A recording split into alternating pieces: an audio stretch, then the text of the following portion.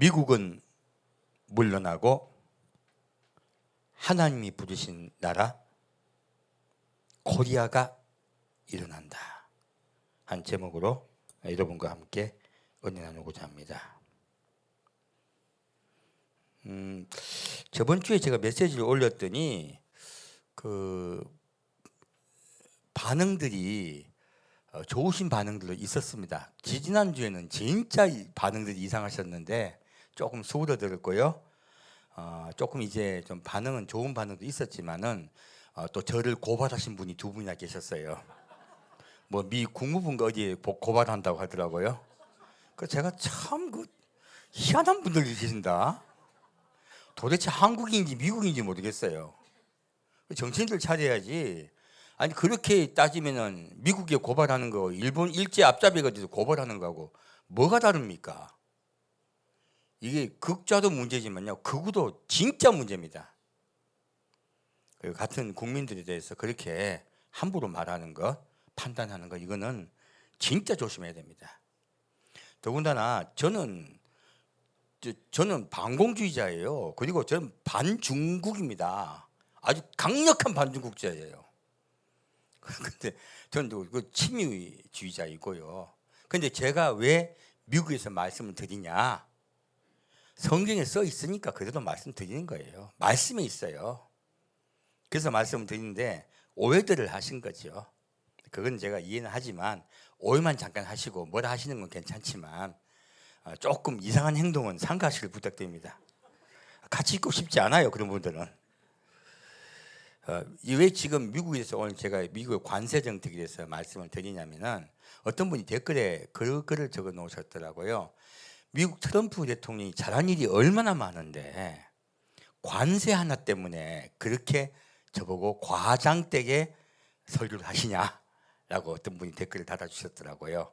제가 그래서 참 참고 참았습니다. 아주 정중하게 댓글을 달아드렸는데 밑에다가 한마디만 더 적으려도 안 적었거든요. 그 대답은 공부 좀 하십시오라고 했습니다. 사실 공부가 부족하십니다라는 걸 말씀드리고 싶었어요. 이유가 있습니다. 미국이요, 왜 독립한지 아십니까? 영국이 세금이 부족했어요. 그래서 미국으로 수출을 하는 홍차에 세금을 부과를 많이 했습니다. 미국이 경로했습니다. 미국 사람들이. 그다음에 그분들은 영국 식민지였죠. 식민지 할 것도 없어요. 그냥 워낙 대우가 좋았습니다.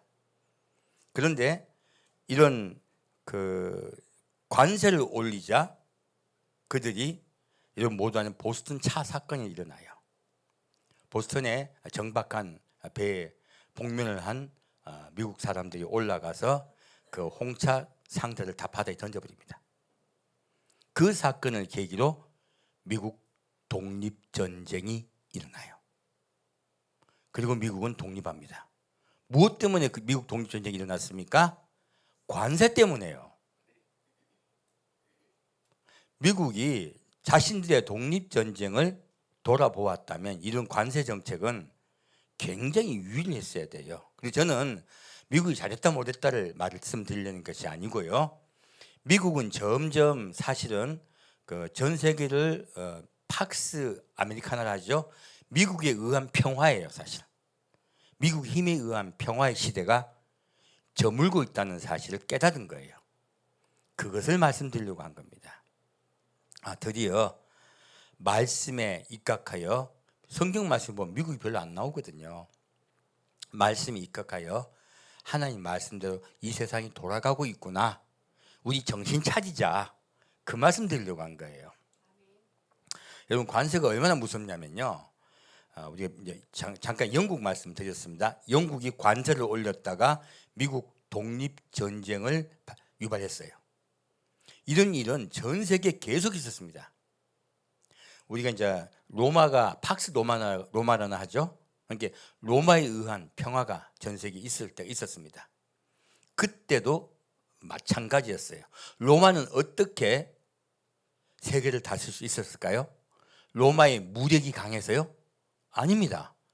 로마가 전 세계를 다스렸던 이유는요, 관용이에요. 전 세계 어떤 국가도요, 무력으로 세계를 다스릴 수는 없습니다. 처음에는 무력이 행사가 되겠지만요, 그 무력 이후에 관용이 있으면 그 국가는 세계적 국가가 되고요, 무력 이후에, 정복 이후에 관용이 빠져버리면요, 그 국가는 즉시 망합니다. 우리가 지난주에 제가 원나라를 말씀드렸습니다. 그 당시 원나라를 대항할 국가가 어디에도 없었어요. 원나라는 주변 국가를 다 멸망시켰습니다. 이제는 원나라만이 전 세계를 다스릴 상황이 됐어요. 그런데요, 원나라는 그 당시 중국 사람들에게 굉장히 박해를 했습니다. 가장 천민 취급을 했어요. 그러자 그 천민인 농민들이 낫을 들고 일어나서 원나라를 멸망시켰습니다. 이것이 세계 역사입니다. 지금 로마도요, 어떻게 일어났냐면요, 로마는요 거의 망할 뻔했었어요. 바로 2차 포에니 전쟁 때예요.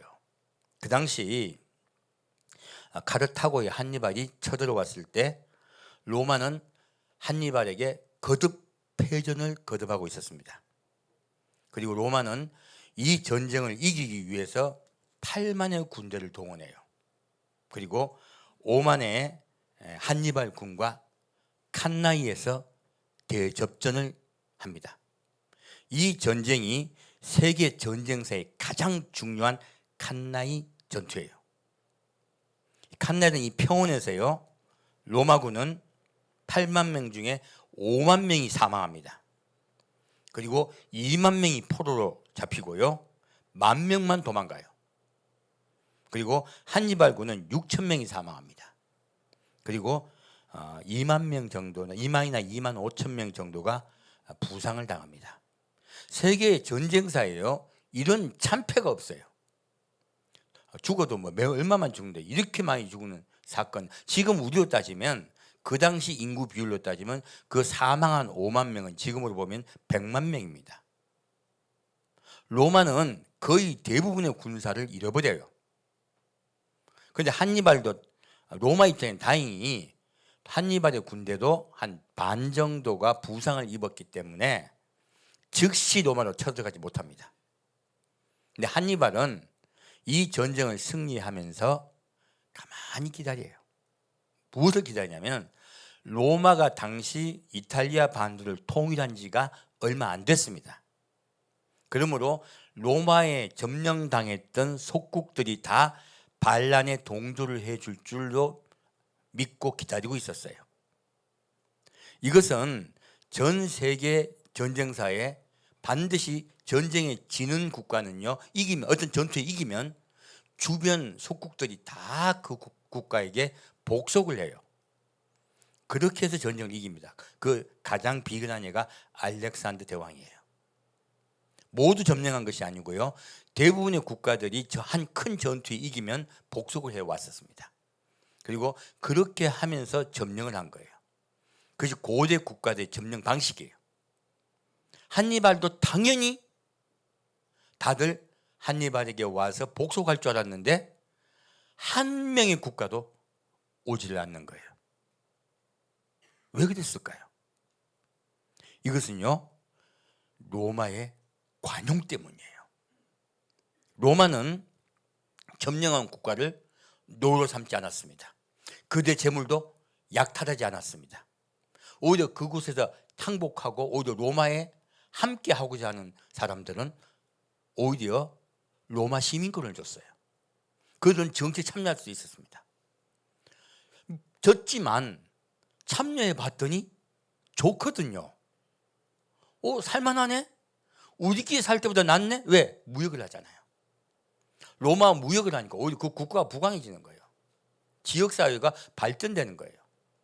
그러니까 로마 괜찮네, 이렇게 된 거예요. 로마는 민심을 얻었습니다.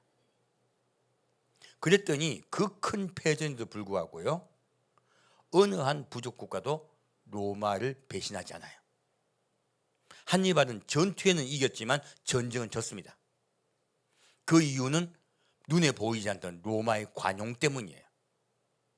그리고 이 로마가 그렇게 부강하고 강성했지만 갑자기 멸망당합니다. 우리는 이제 처음에는 서서히 로마가 망했다고도 알았거든요. 뭐 로마의 사치다, 뭐 납 때문에 망했다, 수많은 말이 있었어요. 하지만 로마가 멸망한 최근에 다시 수많은 연구를 해보았더니 로마는 갑자기 망했다가 이제는 정설입니다. 어떻게 갑자기 망했을까요? 로마가 재정이 어려워졌습니다. 그러자 북쪽에 있는 주변 국가에게요, 세금을, 요즘 말하면 관세죠, 관세를 높였어요. 그러자 주변 국가가 로마에 저항하기 시작했습니다. 결국은 관세 때문에 로마 망한 거예요. 그래서 뭐 관세 하나 때문이라고 질문한 거는요, 진짜 공부 안 한 거예요. 그 세금 때문에 로마가 멸망당했습니다. 그 강력했던 군대도요, 사람들의 민심을 잃어버리면 멸망당해요. 전 세계의 역사는 계속 반복되고 있습니다. 오늘 미국이 관세에 대해서 그렇게 나왔을 때에 지금 당장 돼서 깜짝 놀란 게, 지난주에 이번 주에요, 제가 쇼크를 받은 뉴스를 봤어요. 무엇이냐면 인도의 모디 총리가요, 8월 30일 날 시진핑과 만난대요. 인도와 중국은 원수 중에 원수입니다.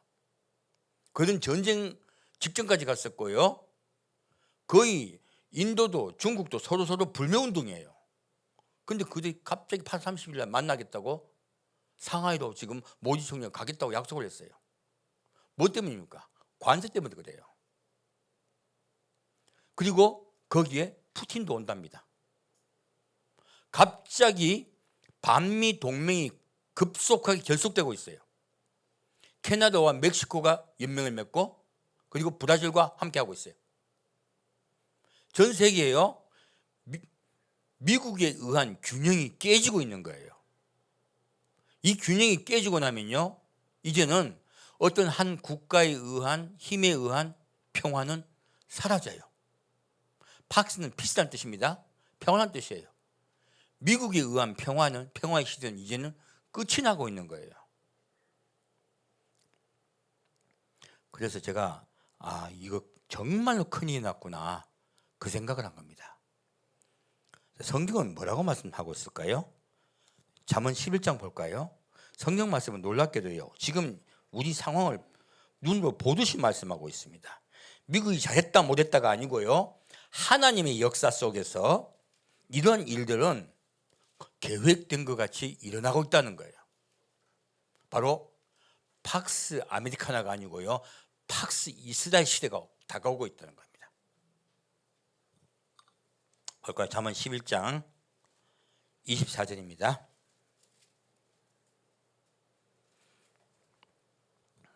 잠언 11장 24절에서 30절까지 같이 읽겠습니다. 흩어 구제하여도 더욱 부하게 되는 일이 있나니 과도히 아껴도 가난하게 될 뿐이니라. 구제를 좋아하는 자는 풍족하여질 것이요 남을 윤택하게 하는 자는 윤택하여지리라. 곡식을 내지 아니하는 자는 백성에게 저주를 받을 것이나 파는 자는 그 머리에 복이 임하리라. 선을 간절히 구하는 자는 은총을 얻으려니와 악을 더듬어 찾는 자에게는 악이 임하리라. 자기의 재물을 의지하는 자는 패망하려니와 의인은 푸른 잎사귀 같아서 번성하리라. 의인은 자기 집을 해롭게 하는 자의 소득은 바람이라. 미련한 자는 마음이 지혜로운 자의 종이 되리라. 의인의 열매는 생명나무라. 지혜로운 자는 사람을 얻느니라. 아멘. 미국이 재정 적자를 면하고자 관세를 높였습니다. 제가 지금 말씀을 드렸습니다. 미국의 세금을 낮추는 대신 관세를 높여서 미국이 재정 적자에 메꾸려고 하고 있어요. 그래서 그런 미국의 재정의 악화는 지금 미국의 정책에 많은 변화를 주었습니다. 관대했던 미국은 사라지고요, 이제는 다른 나라에게 피해를 본다는 그런 피해의식들이 미국 국민들에게 많이 있으세요. 그래서 미국 국민들이 트럼프의 관세 정책을 환영하는 분들이 많습니다. 하지만 당장 물가가 오르고 있어요. 당장 그 부작용들이 일어나고 있습니다. 하지만 그 자그마한 부작용이 문제가 아니고요. 미국이 이때까지 쌓아놓았던 이미지를 손상시켰다는 거예요. 주변 국가들이 로마에 절대 배신하지 않았던 것과 주변 국가들이 로마에 저항하기 시작했던 그 두 가지 사건을 말씀드렸습니다. 지금 미국도 그러한 길을 가고 있다는 걸 제가 깨닫고 말씀을 드린 거예요. 이제 미국의 시대는 점점 저물고 있습니다. 여기에 나온 말씀 같지요. 흩어 구제하여도 더욱 부하게 되는 일이 있나니 무엇입니까? 미국이죠. 미국이 얼마나 많이 구제를 했습니까? 유럽에도 퍼주고 한국에도 퍼주고 일본도 퍼주고 전 세계 퍼줬는데 미국이 망했습니까? 더 부강해졌습니까? 더 부강해졌습니다. 이건 우리 돈 많이 누구한테 주면 부여해야 된다는 말은 아니죠, 그죠? 이건 전체 국가에 관한 이야기가 더 맞습니다. 개인 많이 남한테 다 줘버리면 가난해지죠. 너무 많이 인심이 세면 부유될 수가 없습니다. 근데 이것은 나는 아끼는 상태에서 다른 사람을 구제할 때 하나님이 복을 주신다는 말씀과 연결돼요. 개인도 국가도 이 말씀은 같이 적용됩니다. 그리고 구제를 좋아하는 자는 풍족하여질 것이요 남을 윤택해 하는 자는 윤택하여지리라. 개인도 국가도 그렇게 될 줄 믿습니다. 그래서 부자가요 너무 구두쇠 짓을 하면 그 부잣집 망합니다. 자선을 베푸는 부잣집은 오래갑니다. 이것은 우리가 역사적으로 또 주변을 보셔도 여러분이 알 수가 있습니다. 오늘은 미국을 이야기하고자 합니다.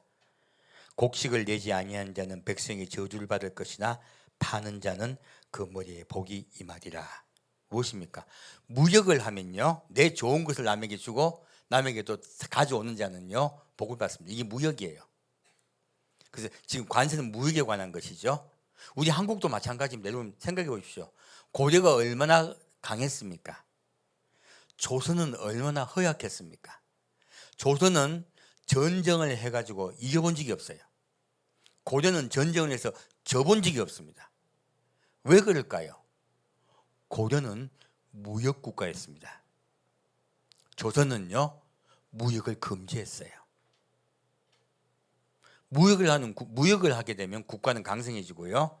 남과 교류하고 그리고 나누는 자는요 강성해지고요. 교류를 끊고 남과 절연하잖아요. 그러면 그 국가는 망합니다.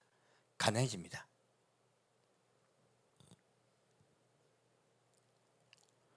선을 간절히 구하는 자는 은총을 얻으려니와 악을 더듬어 찾는 자에게는 악이 임하리라.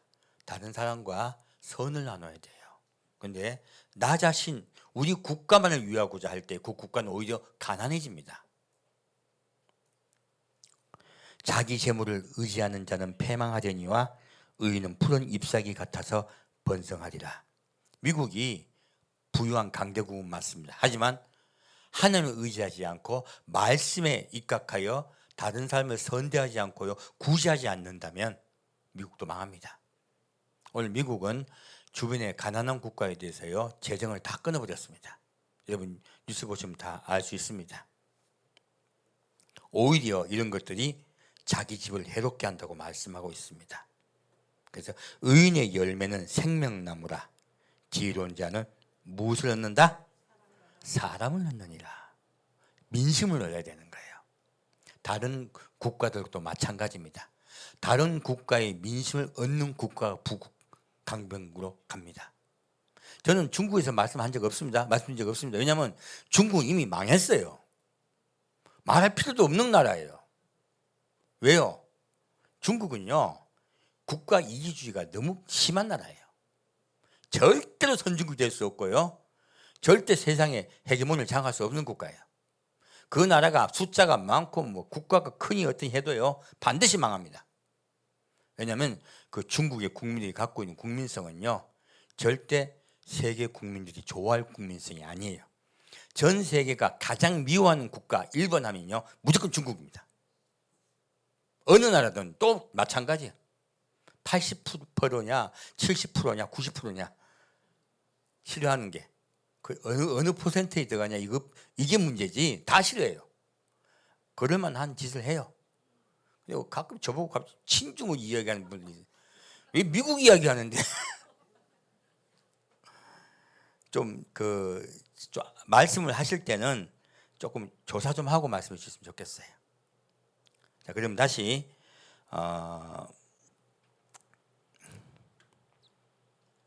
요한계시록 18장 보겠습니다. 그러면 이렇게 제가 말씀드린 이유와 근거가 있어요. 왜냐하면 온 세상의 부와 그리고 무력을 가졌던 나라, 그 나라에 대해서 성경 놀랍게 써 있습니다. 사람들이 이것을 로마나 또 사우디아라비아 이야기하는 경우가 많은데 아니에요. 그런 나라들은 그렇게 강력한 나라들이 아니에요. 로마도 뭐 우리나라와 비슷한 국민소득이 있고요. 사우디아라비아도 뭐 요즘 보니까 뭐 왕세자가 너무 투자를 많이 해서 요즘 거의 다른 나라에 돈을 빌리러 다닌다 하더라고요. 사우디아라비아 돈 없습니다. 그런 부유한 국가 아니에요. 여기서 로마서 요한계시록 18장에 말씀하는 이 국가는 미국입니다. 볼까요? 계시록 18장 1절부터 8절까지 같이 읽겠습니다. 이일 후에 다른 천사가 하늘에서 내려오는 것을 보니 큰 권세를 가졌는데 그의 영광으로 땅이 환하여 지더라. 힘센 음성으로 외쳐 가로되 무너졌도다 무너졌도다 큰 성 바벨론이여 귀신의 처소와 각종 더러운 영에 모이는 곳과 각종 더럽고 가증한 새에 모이는 곳이 되었도다. 그 음행의 진노의 포도주를 인하여 만국이 무너졌으며 또 땅의 왕들이 그로 더불어 음행하였으며 땅의 상고들도 그 사치의 세력을 인하여 치부하였도다 하더라. 또 내가 들으니 하늘로서 다른 음성이 나서 가로되 내 백성아 거기서 나와 그의 죄에 참여하지 말고 그의 받을 재앙들을 받지 말라. 그 죄는 하늘에 사무쳤으며 하나님은 그의 불의한 일을 기억하신지라. 그가 준 그대로 그에게 주고 그의 행위대로 갑절을 갚아주고 그의 섞은 잔에도 갑질이나 섞어 그에게 주라. 그가 어떻게 자기를 영어롭게 하였으며 사치하였든지 그만큼 고난과 애통으로 갚아주라. 그가 마음에 말하기를 나는 여왕으로 앉은 자요 과부가 아니라 결단코 애통을 당하지 아니하리라 하니 그러므로 하루 동안에 그 재앙들이 이르리니 곧 사망과 애통과 흉년이라. 그가 또한 불에 살라지리니 그를 심판하신 주 하나님은 강하신 자이심이니라. 아멘.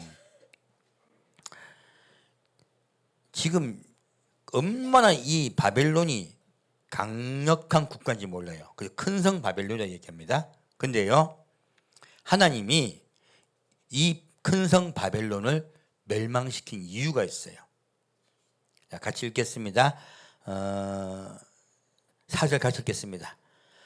또 내가 들으니 하늘로서 다른 음성이 나서 가로되 내 백성아 거기서 나와 그의 죄에 참여하지 말고 그의 받을 재앙들을 받지 말라. 어디 참여하지 말라? 그의 죄에 참여하지 말라예요. 미국이 망한 이유는 죄 때문이에요. 어떤 죄입니까? 하나님보다 재물을 믿었어요.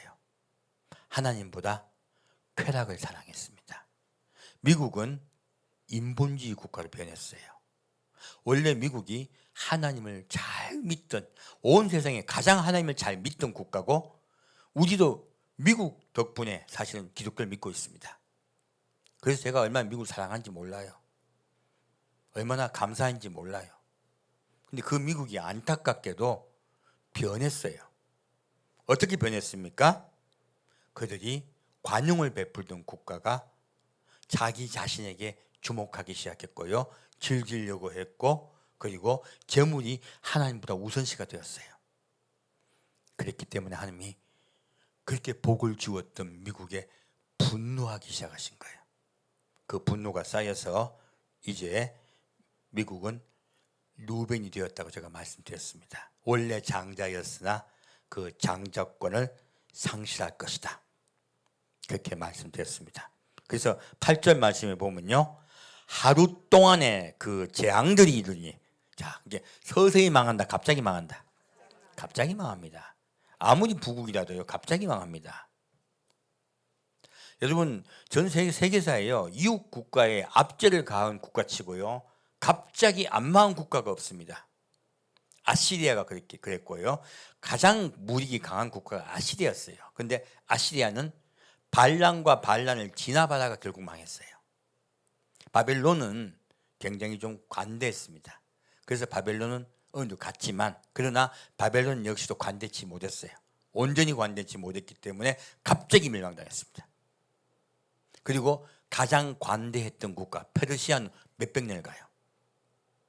그리고 그 페르시아의 정책을 알렉산더 대왕도 그대로 모방합니다. 알렉산더도 관대했기 때문에 주변 국가들이 다 복속을 해요. 그리고 그 전통은 로마에까지 갑니다. 그래서 페르시아의 고레스 대왕이 세계 역사의 가장 중요한 사람이라고 말하는 분들이 많습니다. 고레스의 관용 정책이 제국을 유지하게 하는 가장 큰 시발점이 됐기 때문에 그래요. 고레스가 이스라엘 백성을 돌아가게 했죠. 그 고레스의 관용 정책은 페르시아를 세계 강대국으로 만들었고요, 오랫동안 유지하게 했습니다. 그래서 그 뒤에 그리스도, 로마도 그러한 고레스의 관용 정책을 이어받아요. 그리고 그들은 부강하게 됩니다. 그 관용 정책을 그들이 버렸을 때 국가는 즉시 멸망당했습니다. 지금 이 큰 성 바벨론도요, 하루 동안 곧 1년 만에 망할 거란 거예요. 놀랍게도 하나님께서 망하게 할 거란 뜻이에요. 미국은 지금 그리고 큰 지진이 있을 거라고, 그리고 침몰당할 거란 말이 나옵니다. 이 큰 미국이요? 근데 미국은요, 큰 그 폭발물을 갖다가 배에 안고 살고 있습니다. 요세푸스 공원이라 합니까? 그 유명한 공원에 그 아래요, 큰 마그마가 있습니다. 미국 전체를 침몰시킬 수 있는 큰 마그마 화산이 있습니다. 일시에 폭발하면요, 미국 전체가 날아갑니다. 그럴 일이 없다고 하지만 하나님 하시면 해요. 이미 그런 일들은 성경에 하나님께서 말씀하신 대로 이루어질 겁니다. 그러면 하나님은 원래 장자였던 미국을 통해 하실 일이 있으셨거든요. 그런데 누군가가 그 장자를 다시 받아야 돼요. 왜 장자를 받아야 된다 말씀드리냐면, 이스라엘을 세우려고 하시는 거예요. 지금 미국이 하는 가장 큰 일이, 트럼프도 제일 중요한 일을 하고 있습니다. 무엇이? 이스라엘 세우고 있어요. 이스라엘을 얼마나 도와주고 있습니까? 그러나 그 트럼프의 이스라엘 세우던 일이요, 누군가가 바통을 터치받아요. 그 일이 성경에 나와 있습니다. 볼까요? 계시록 7장입니다.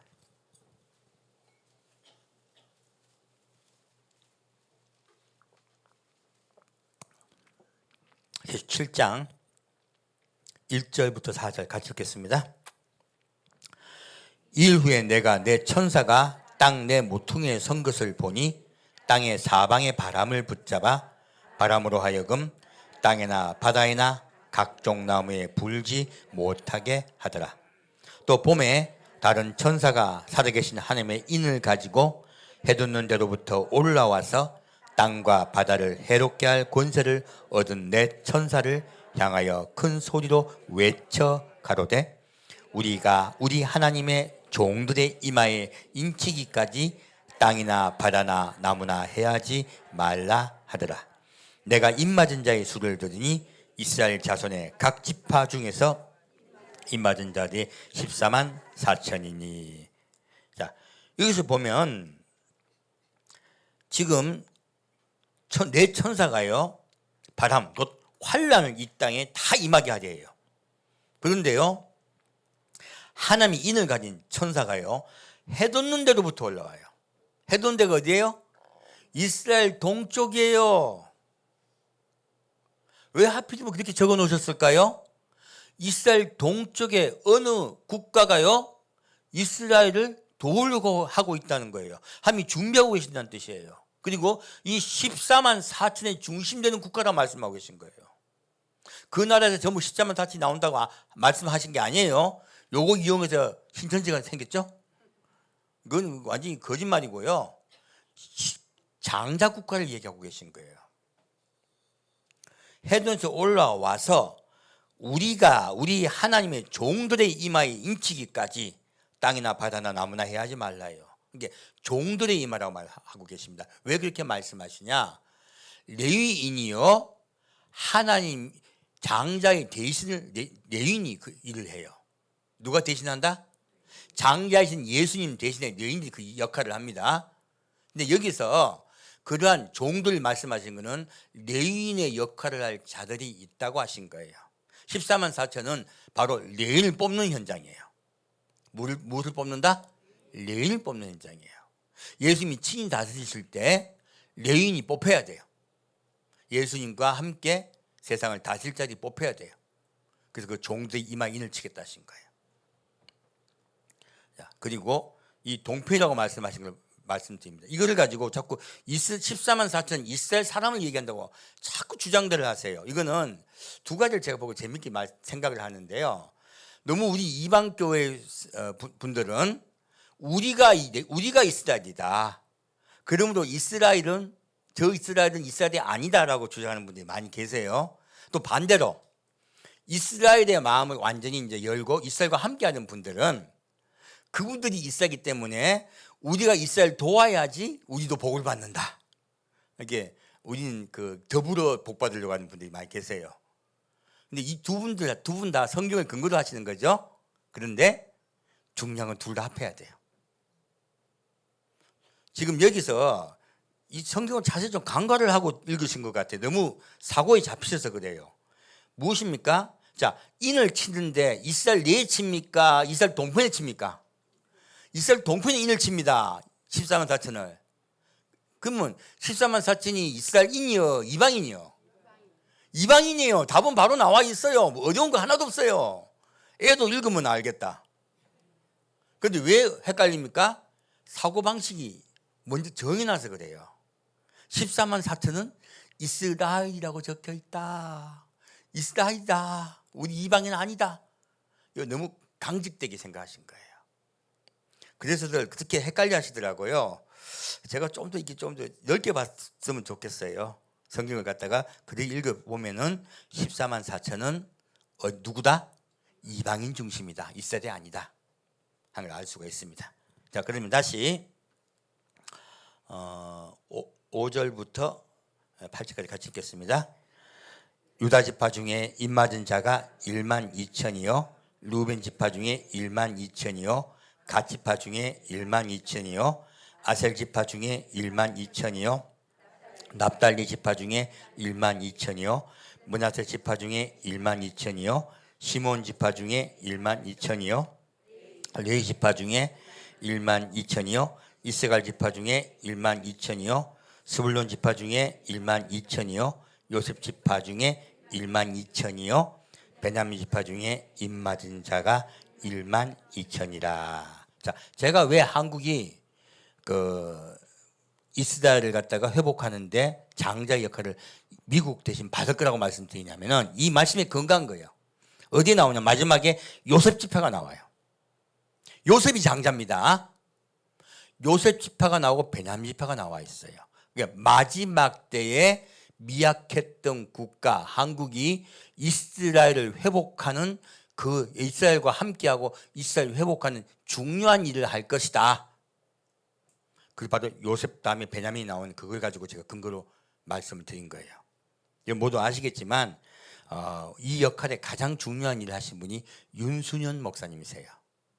윤순현 목사님이 우리 한국을 코리아로 해석해 주시잖아요. 그리고 많은 성경 근거를 대주셨어요. 저도 참 많은 감명을 받았었는데 과거에는 반신반의했었습니다. 근데 코리아가 무엇입니까? 코리아는 히브리어로 부르다 하는 뜻이에요. 부르다, 소환하다. 아는 하나님의 약자입니다. 하나님이 부른다. 하나님이 부르신 국가. 곧 사명을 받았다는 뜻이에요. 그게 코레아예요. 우리 한국을 이야기하고 있습니다.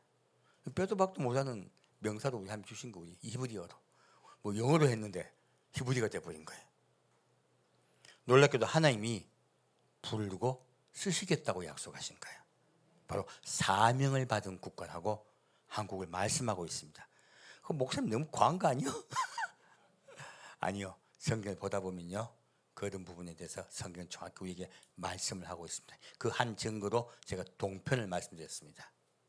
자, 그러면 이스라엘이 그 성경에 지금 요한계시록 나오는 이스라엘이 이스라엘 아니냐라고 자꾸 말하는 분들이 너무 많으세요. 근데 이거는 성경 근거로 말씀드릴게요. 여러분들도 이거 아시면 이제 말씀을 드릴 수가 있어요. 아, 우리 모든 이방의 예수를 믿는 자들이 이스라엘이다. 그러나 그 이스라엘은 마지막에 막내를 깨워서 진짜 일을 할 수 있게 해줘야 된다. 그들도 우리도 모두 함께 한 민족이다. 그걸 좀 성경을 통해서 말씀드릴게요. 마태복음 3장입니다. 이 이야기의 근거는 놀랍게도 예수님이 오시기 전에요, 누가 먼저 말씀하냐? 세례 요한이에요. 마태복음 3장 7절부터 12절까지 같이 읽겠습니다. 요한이 많은 바리새인과 사두개인이 세례 베푼 데 오는 것을 보고 이르되, 독사 이 자식들아, 누가 너희를 가르쳐 임박한 진노를 피하라 하더냐? 그러므로 회개에 합당한 열매를 맺고 속으로 아브라함이 우리 조상이라고 생각지 말라. 내가 너희에게 이르노니 하나님이 능히 이 돌들로도 아브라함의 자손이 되게 하시리라. 이미 도끼가 나무 뿌리에 놓였으니 좋은 열매 맺지 아니하는 나무마다 찍어 불에 던지우리라. 나는 너희로 회개케 하기 위하여 물로 세대를 주거니와 내 뒤에 오시는 이는 나보다 능력이 많으시니 나는 그의 신을 들기도 감당치 못하겠노라. 그는 성령과 불로 너희에게 세례를 주실 것이요 손에 키를 들고 자기의 타작마당을 정하게 하사 알곡은 모아 곡간에 들이고 쭉정이는 꺼지지 않는 불에 태우시리라. 아멘. 세례 요한은 두 가지를 말하고 있습니다. 예수님이 오셨기 때문에 우리는 죄로부터 구원받고 천국 갈 수 있다고도 말하고 있지만, 그의 말씀을 듣지 아니하면 멸망받고 심판받고 지옥에 갈 것이다. 두 가지 말을 같이 하고 있어요. 근데요, 여기에 바리새인과 사두개인이 회개를 하러 와요. 우리 교회가 자꾸 실수하는 게요, 죄를 자복하고 회개만 하면 구원받는다고 해요. 아니요, 성경은 그렇게 말씀하고 있지 않습니다. 자, 죄를 자복하고 회개하면 구원받습니까? 죄를 자복하고 회개하고 결과 무엇을 받으라? 회개에 합당한 열매를 맺어야 돼요. 삶이 바뀌어야 돼요. 빛과 소금이 되어야 돼요. 선한 자가 되어야 돼요. 선한 이웃이 되어야 돼요.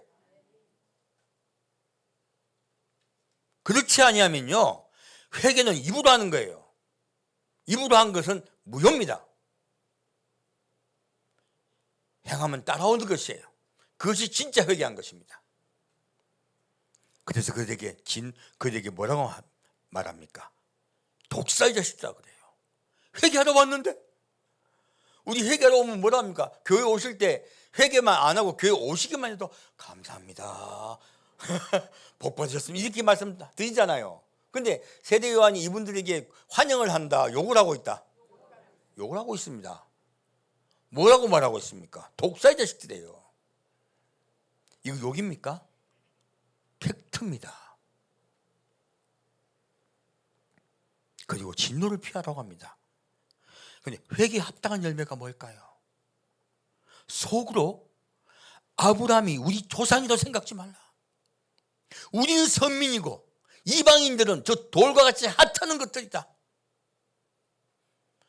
이들은 그렇게 믿었어요. 자, 이웃 국가에 대해서 좋게 생각했다, 천하게 생각했다. 오늘 지금 계속 들리는 말씀이죠. 이웃 국가에 대해서 관용을 그들은 베풀지 않았습니다. 이웃 국가를 멸시했어요. 그러자 세례요한은 그것은 범죄라고 말씀하고 있습니다. 그리고 하나님이 놀라운 말씀이 나와요. 하나님이 능히 이 돌들로도 아브라함의 자손이 되게 하시리라. 무엇입니까? 저 이방인들을 누구의 자손이 되게 할 것이다? 아브라함의 자손이 되게 할 것이다. 미리 말한 거예요. 미리. 이방인들이 누구 자손이 될 것이다? 아브라함의 자손이 될 것이다. 자, 다시 볼까요? 갈라디아서 3장입니다. 그래서 교회가요, 우리가 있어야 되고 하는 건 이런 말씀에 근거한 것입니다. 갈라디아서 3장 말씀 보겠습니다.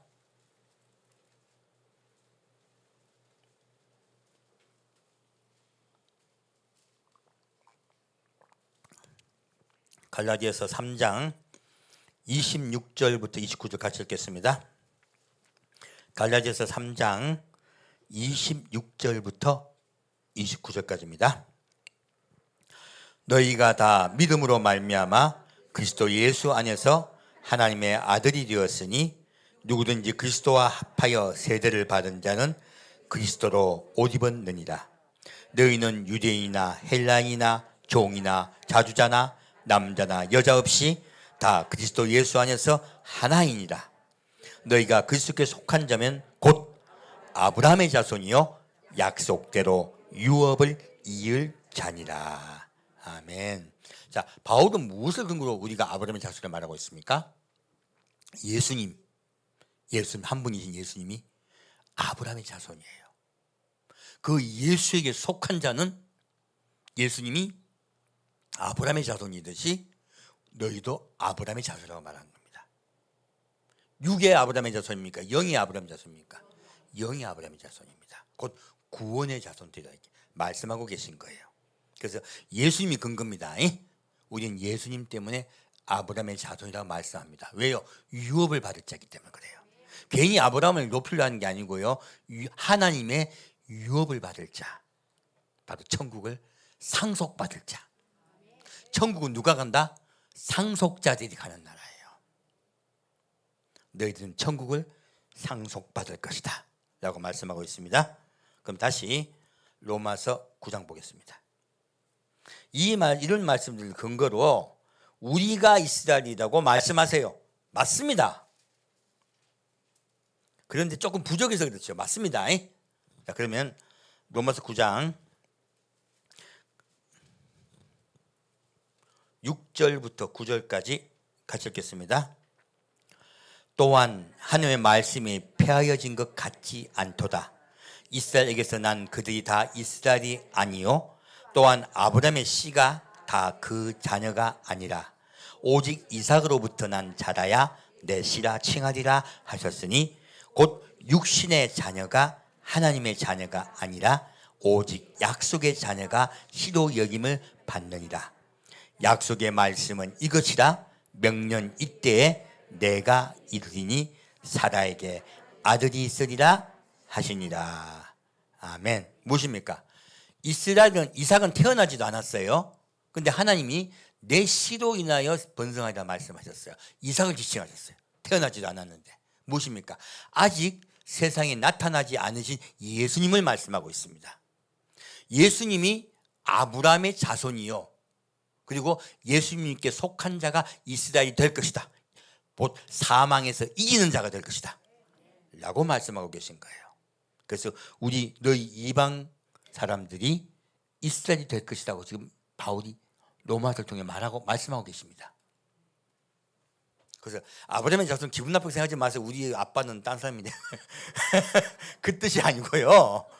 아브라함의 자손 얘기한 거는 구원받을 자란 뜻입니다. 저도 옛날에 되게 기분 나빴거든요. 우리 아빠 이름은 딴 이름인데. 자, 그럼 다시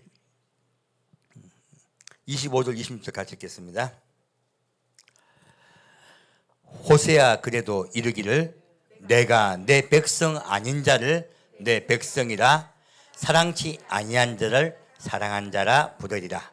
너는 내 백성이 아니라 한 그곳에서 저희가 살아계신 하나님의 아들이라 부름을 얻으리라 한과 같으니라. 아멘. 호세아 말씀 1장에 보면 이 말씀이 나옵니다. 너는 내 백성이 아니라 했다 말씀하셔 놓고요, 너는 내 백성이라고 말씀하세요. 바로 우리 이방인에 말씀하신 거예요. 이방인이 원래는 하나님의 백성이 아니었으되 하나님이 그들을 하나님의 백성으로 만드세요. 바로 우리입니다. 바로 우리 이방인이에요. 그 우리 이방인 맞네, 이스라엘 아니네, 그죠? 근데 여기까지만 읽으면 딱 그렇게 오해하기 좋아요. 로마서 11장 보겠습니다. 이제 이스라엘과 하나 되는 말씀이 있어요. 로마서 11장 1절 같이 읽겠습니다. 그러므로 내가 말하노니 하나님이 자기 백성을 버리셨느뇨? 그럴 수 없습니다. 나도 이스라엘인이요 아브라함의 씨에서 난 자요 베냐민 지파라. 자, 하나님이 육적인 이스라엘 버리셨다, 안 버리셨다? 안 버리셨다. 바울도 좀 앞에 말씀하면서 되게 기분이 안 좋았을 거예요. 다시 16절부터 18절 같이 읽겠습니다. 16절부터 18절 같이 읽겠습니다. 제사하는 처음 익은 곡식가루가 거룩한 즉 떡덩이도 그러하고 뿌리가 거룩한 즉 가지도 그러하니라. 또한 가지 얼마가 꺾여졌는데 돌 감람나무인 내가 그들 중에 접붙임이 되어 참 감람나무 뿌리에 진액을 함께 받는 자 되었은즉 그 가지들을 향하여 자긍하지 말라. 자긍할지라도 내가 뿌리를 보존하는 것이 아니요 뿌리가 너를 보존하는 것이니라. 그러면 내 말이 가지들이 꺾여온 것은 나로 접붙임 받게 하려 함이라 하니. 여기까지 하겠습니다. 무엇입니까? 처음 익은 열매가 중요하다고, 육적인 이스라엘이 중요하다고 말하고 있죠, 바울이. 그러면서 뭐라고 합니까? 뿌리가 거룩하다고 얘기했습니다. 곧 예수님을 이야기하고 있습니다. 하나님의 말씀도 하고 있습니다. 그러므로 너희들도 접붙임 당했다. 이 뿌리를 잘못 얘기해서 이스라엘로 해석한 게 아니에요. 예수님이에요. 하나님이세요. 그리고 너희도 돌 감람나무였는데, 원래는 가짜였는데 참 감람나무가 어떻게 됐다고요? 접붙임 당했다, 이스라엘과 함께. 그래서 자긍하다 자긍하지 말라. 자긍하지 말라. 오늘날 교회, 한국 교회, 전 세계 교회가요 자긍하고 있어요. 큰일 납니다. 과거에 세례요한 때도 유대인들이 자긍했죠. 그때 세례요한이 뭐라고 말합니까? 이 독자의 자식이다 얘기합니다. 이웃 국가에게요 선한 영향을 끼쳐야 돼요. 그들을 사랑하고 하나가 되려고 해야 돼요. 그래야 그 국가가 부국이 됩니다. 그러지 않으면 그 국가는 약해져요. 하나님 법칙은 지금 똑같습니다. 그래서 너희들이 우리와 함께 하나가 되었다라고 지금 바울은 말하고 있습니다. 이스라엘 완전히 버리셨다. 이스라엘과 이방인은 하나가 되었다. 하나가 되어 참 감람나무가 되었다 말씀하고 있습니다. 앞에 말씀을 앞에 것만 인용했더니 이스라엘은 버림받았고 우리가 이스라엘을 얘기하는 거예요. 그걸 대체신학이라 합니다. 절대 아닙니다. 말씀에 근거하지 못한 거예요. 다시 23절 24절 같이 읽겠습니다. 저희도 믿지 아니하는데 거하지 아니하면 접붙임을 얻으리니 이는 저희를 접붙이실 능력이 하나님께 있습니다. 내가 원 돌 감람나무에서 찍힘을 받고 본성을 거스려 좋은 감람나무에 접붙임을 얻었은즉 원 가지인 이 사람들이야 얼마나 더 자기 감람나무에 접붙임을 얻으라. 무엇입니까? 이스라엘이 좀 떨어져 나가버렸다면, 이스라엘은 가지에 많은 이스라엘 사람들이 하나님을 떠나버렸어요. 예수님을 떠나버렸어요. 다 떨어져 버렸어요. 근데 그들이 원래 참 감람나무의 가지였기 때문에 그들을 접붙이면 더 잘 붙을 거다, 그 얘기하고 있는 거예요. 너희들보다 이스라엘이 더 잘 붙을 거다, 그 이야기하고 있습니다. 지금 우리 시대에 일어나고 있죠, 그 일들이요.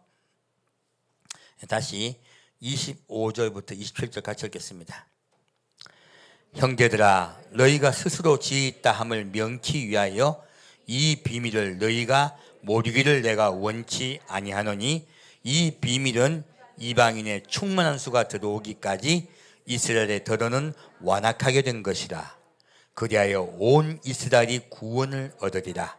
기록된 바 구원자가 시온에서 오사 야곱에게서 경건치 않은 것을 돌이키시겠고, 내가 저희 죄를 없이 할 때에 저에게 이루어질 내 언약이 이것이라 함과 같으니라.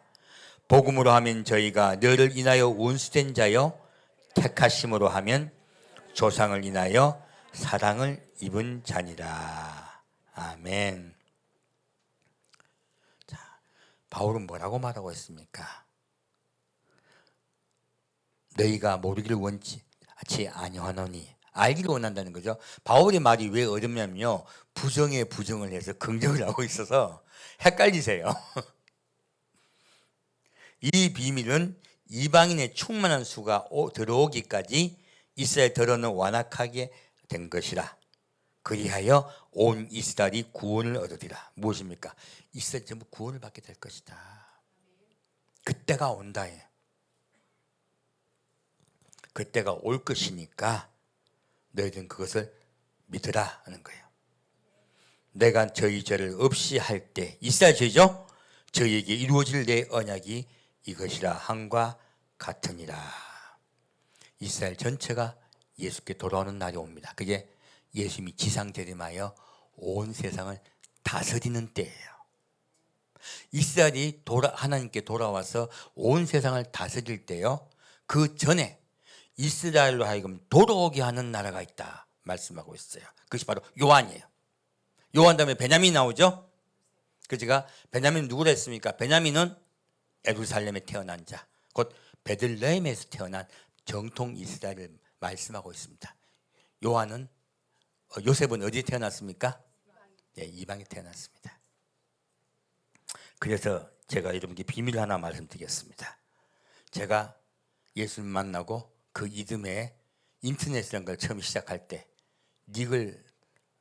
어떤 닉을 할까요 하고 기도를 했더니 하나님이 저에게 요셉을 해라 그러더라고요. 저도 그래서 이유를 모르고 구요셉을 했어요. 오늘 와서 보니까 이유가 있더라고요. 저 요한 할 줄 알았거든요. 자, 그러면 농담입니다. 너무 깊이 받아지 마십시오. 에스겔 37장 보겠습니다.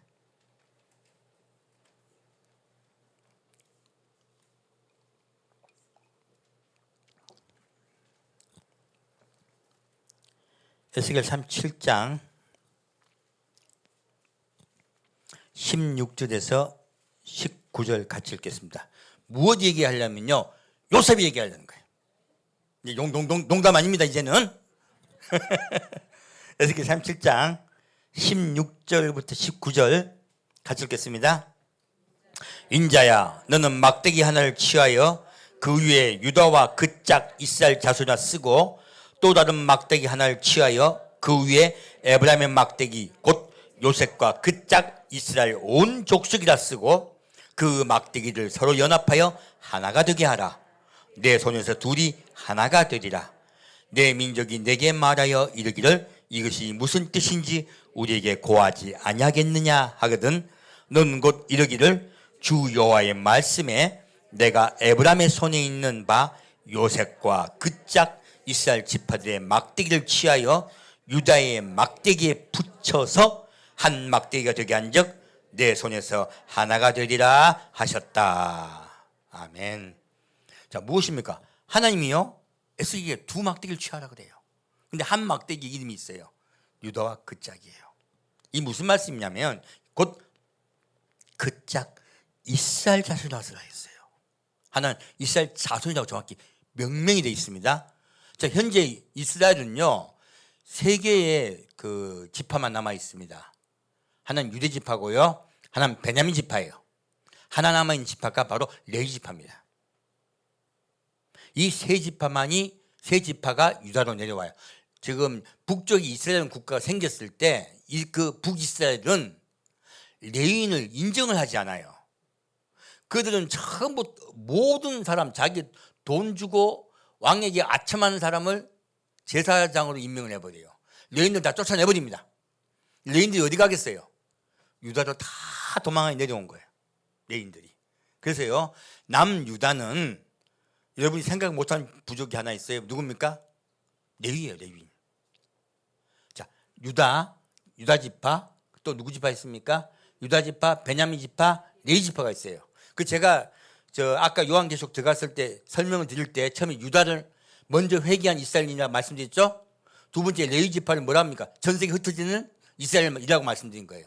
세 번째 누구요? 베냐민, 막내라고 말씀드린 거예요. 이렇게 세 부류로 이스라엘 설명드린 거예요. 이렇게 여기도 똑같이 말씀이 나와 있는 거예요. 보시면 이스라엘 자손과 유다와 그 짝 이스라엘 자손이라 쓰고 또 다른 막대기가 있어요. 이 희한한 막대기가 있어요. 그 위에 에브라임 막대기라고 이야기했어요. 근데 왜냐하면 자 계시록 7장에 갔더니 처음에 무엇이 나옵니까? 므낫세가 나와요. 그러므로 그 뒤에 므낫세 동생 에브라임을 이야기하고 있는 거예요. 당연히 에브라임이 적혀 있어야 되잖아요. 근데 에브라임이 적혔습니까? 요셉이 적혔습니까? 요셉이 적혔습니다. 무엇입니까? 에브라임이 요셉이 되는 것, 장자가 되는 사건이에요. 그래서 이게 에브라임의 막대기 곧 요셉과 그 짝 이스라엘 자손이라 적혔습니까? 온 족속입니까? 온 족속이에요. 각 나라 족속과 백성과 방언에서 온 족속이에요. 전 세계에서 요셉을 필두해서 함께 돌아온다는 이야기예요. 우리 이방인을 이야기하고 있습니다. 그리고 여기 또 밑에 보면요, 너무 재밌는 이야기가 나와요. 그 막대기를 연합하여 하나가 되게 하는데요. 자, 19절에 보면 주 여호와의 말씀에 내가 에브라임의 손에 있는 바 요셉과 그 짝 이스라엘 지파들의 막대기를 취하여 유다의 막대기 붙여요. 그러니까 우리 이방인이요 이스라엘이 연합되게 되는 거예요. 딱 정확히 적혀 있는 거예요. 이방인들의 온 족속이 이스라엘과 연합하여 한 국가가 될 것이다. 한 민족이 될 것이다. 그래야 예수님이 친히 다스릴 것이다. 그러면 아까 지금 로마서에 했던 말씀 다 이해가 가죠. 이미 바울은 이 말씀을 보았기 때문에 너희 이방인과 우리 이스라엘이 한 민족이 될 것이라고 말하고 있는 거예요. 그때가 이스라엘이 전부 회개할 때다. 마지막 예수님이 다스릴 때다 라고 이야기하고 계신 거예요. 중요한 게 에브라임 곧 요셉이라고 얘기하는 거예요. 우리요, 우리 국가에 우리 그리스도인들을 요셉으로 바꿔야 돼요. 원래는 아주 그냥 막내 에브라임이야. 아주 철머리 철없는 놈이야. 이 철없는 에브라임은 우리 요셉으로 바꿉시다. 우리 그 사명이 있습니다. 이제 호세아 1장으로 메시지 마치겠습니다.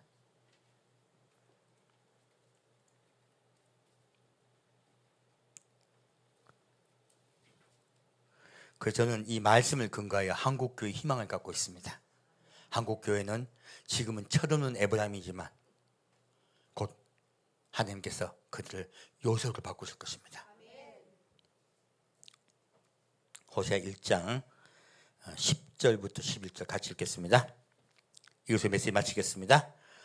그러나 이스라엘 자손의 수가 바닷가의 모래같이 되어서 측량할 수도 없고 셀 수도 없을 것이며 전에 저희에게 이르기를 너희는 내 백성이 아니라 한 그곳에서 저희에게 이르기를 너희는 사신 하나님의 자녀라 할 것이라. 이에 유다 자손과 이스라엘 자손이 함께 모여 한 두목을 세우고 그 땅에서부터 올라오리니 이스라엘 날이 클 것임이로다. 아멘. 바로 21절 말씀이 무엇입니까? 유다가 가장 먼저 앞장섰죠. 계시록 7장에 유다 자손과 이스라엘 자손이 모두 함께 모여 올라오리니 무엇입니까? 휴거되어 올라와서 그들이 한 민족이 될 것이다. 계시록 7장 말씀은요, 우리 이방인과 이스라엘이 함께 한 아버지 보좌로 올라가서 한 민족이 되는 사건이에요. 그래서 하나님 7장에 뭐라고 말씀하십니까? 그들에게 장막을 치시니. 장막을 친다는 건 너희 모두 이스라엘이다, 이긴 자다, 내 백성이라고 말씀하고 계신 거예요. 그 선언과 같이 이 마지막에 하나님이 이스라엘을 세워서 예수님이 온 세상을 평화의 나라로 다스릴 때가 올 때, 그때 우리는 이스라엘과 한 민족이 되어 온 세상을 다스릴 것입니다. 그래서 예수님의 이름은 다른 이름은 실로라고 합니다. 그것은 야곱에게 하신 말씀이죠. 실로의 뜻은 무엇이냐면 야곱이 유다 지파에게 너에게서 실로가 오실 것이다 라고 말씀하세요. 그 실로의 뜻이 그에게 속한 자. 누구에게 속한 자? 하나님에게 속한 자. 그리고 평화를 가져오는 자예요. 예수님에 의해서 온 세상이 평화가 회복될 것입니다. 팍스 예수나가 될 것입니다. 팍스 예수와 시대가 곧 옵니다. 그 시대에 우리 주님의 백성이 되어 온 세상 백성들을 다 아버지께로 인도합시다. 그때까지 우리 하나님의 이 말씀을 준행하는 선지자의 길을 갑시다. 세례 요한의 사명을 여러분 받으셨습니다. 여러분들 낭망하지 마십시오. 힘없다, 돈 없다, 나이도 많다, 그렇게 말하지 마세요. 여러분에게 주님께 주신 사명은 세례 요한의 사명입니다. 엘리야의 사명입니다. 그 사명을 감당하셔 주의기를 예비합시다. 주의기를 평탄케 합시다. 함께 드리겠습니다. 사랑하는 주님, 오늘 말씀을 통하여 우리나라에 주신 사명을 우리가 깨닫게 되었습니다. 비록 우리가 휴거되어 올라갈 때는 므낫세 지파이지만 하나님이 남겨진 우리 한국 백성들을, 한국 크리스찬들을 고쳐서 그들로 에브라임을 요셉으로 고쳐주시겠다고 약속하여 주시니 감사합니다. 우리 열심히 전도하겠습니다. 열심히 깨우겠습니다. 그리고 주님의 말씀을 믿고 굳게 의지하고 안심하고 올라가겠습니다. 주님, 이 나라를 지켜 주옵소서. 산주 예수 그리스도 이름으로 기도합니다. 아멘. 주기도문 예배 마치겠습니다. 하늘에 계신 우리 아버지여, 이름이 거룩히 여김을 받으시오며 나라의 임하옵시며 뜻이 하늘에서 이루어진 것 같이 땅에서도 이루어지이다. 오늘날 우리에게 일용할 양식을 주옵시고 우리가 우리에게 죄 지은 자를 사하여 준 것 같이 우리의 죄를 사하여 주옵시고 우리를 시험에 들지 말게 하옵시며 다만 악에서 구하옵소서. 아멘. 지금은 비록 작은 국가이지만 하나님의 말씀을 순종하여 이 세상에 빛과 소금 되는 삶을 살기로 작정한 주의 백성이 있는 한 그 나라를 하나님이 축복하시고 그 나라를 통하여 주의 길을 예비하실 줄 믿사옵고 우리가 예비하겠습니다. 우리가 주의 길을 평탄케 하겠습니다. 주님, 우리를 온전한 그리스도인으로 고쳐주실 줄 믿사옵고 감사드리오며 성부와 성자와 성령의 이름으로 간절히 축원드리옵나이다.